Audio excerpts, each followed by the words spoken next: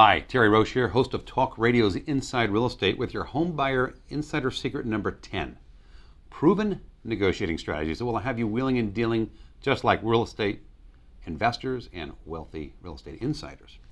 Naturally, everyone wants to figure out what the magic is behind negotiating and the different techniques that can be used. You can't look at negotiating in a vacuum. Negotiating is always affected by the market you're in, and it's always affected by the individual you're negotiating with, and whether or not you're negotiating from a position of strength. There are different types of sellers you'll be negotiating with, and their motivation is what's key. If you're trying to buy a home from a retiree who's getting ready to retire and move south, well, there's not a lot of motivation. They'd like to move, but whether the house sells this month, or next year doesn't really matter much to them. They're just not a motivated seller. So the first thing to do is find a motivated seller when you're looking for the best negotiating position.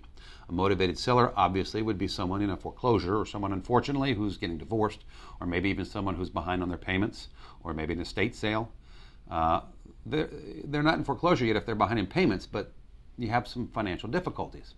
Or have just lost a job perhaps. These people are going to be more motivated. Obviously, if the mortgage loan balance is higher than the purchase price, then the seller can't do much. That's where you started getting into short sales. Now, those situations similar to what we've covered in a previous lesson. So determining the seller's motivation is the first thing you need to do. There are also types of markets that affect your negotiating. The type of market will determine your ability to negotiate and which kinds of tactics to use. If you're in a seller's market, then negotiating will be a different situation because you're competing with other buyers to buy the same house. So you're not going to have much of a position to negotiate from, at least not much of a position of strength.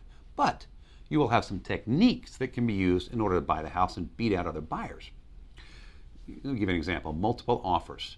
This is not a seller's market necessarily, but here's one technique you can use in a normal market. When you make multiple offers on multiple houses simultaneously, you remove the control from the seller.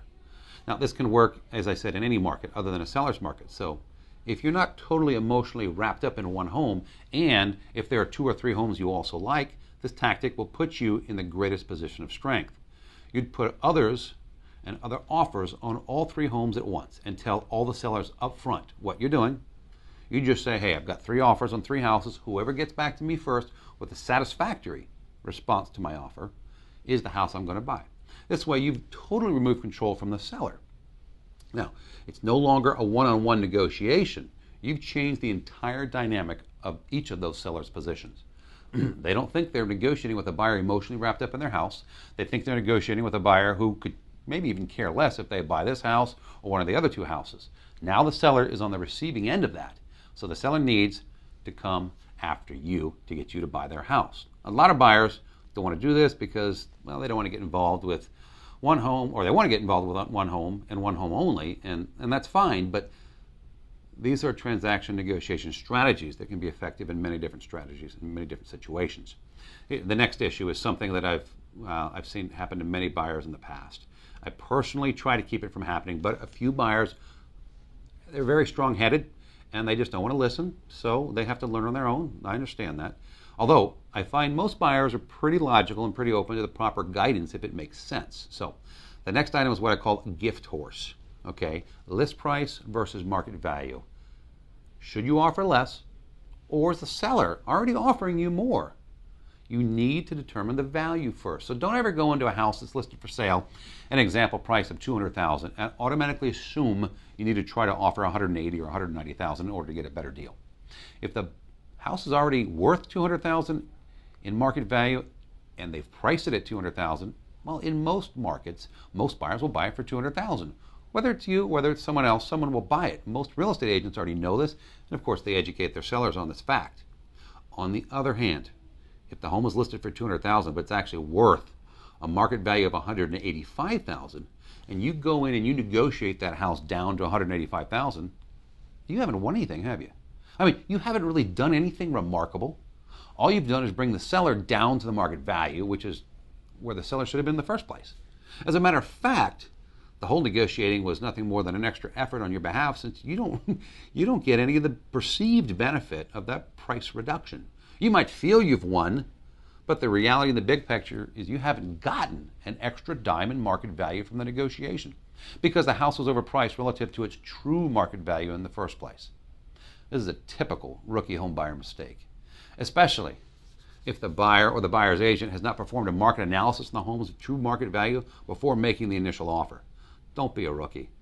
Get an expert to help you through this. Get your own buyer's agent to guide you through every single aspect of buying your own home. As you know, it doesn't cost you anything extra. Now, you can find out more about how we're currently using insider strategies learned on my real estate radio show, and we're literally saving homebuyers tens of thousands of dollars on their home purchase and their financing every day right here in Northern Virginia. Just check out my free live online webinar at homebuyerinsidesecrets.com. That's homebuyerinsidesecrets.com. You can get all these insider techniques applied to your personal home and your personal home purchase with our free Insiders Access Homebuyer Savings Program. And with that, you get a minimum guaranteed savings of $25,000 or more. And the best part is you save at least $25,000 with my exclusive strategies, and the service is no cost to you. Go to homebuyerinsidersecrets.com and find out why even other realtors and mortgage lenders actually use me as their buyer broker on their own personal home buying transactions instead of relying on themselves.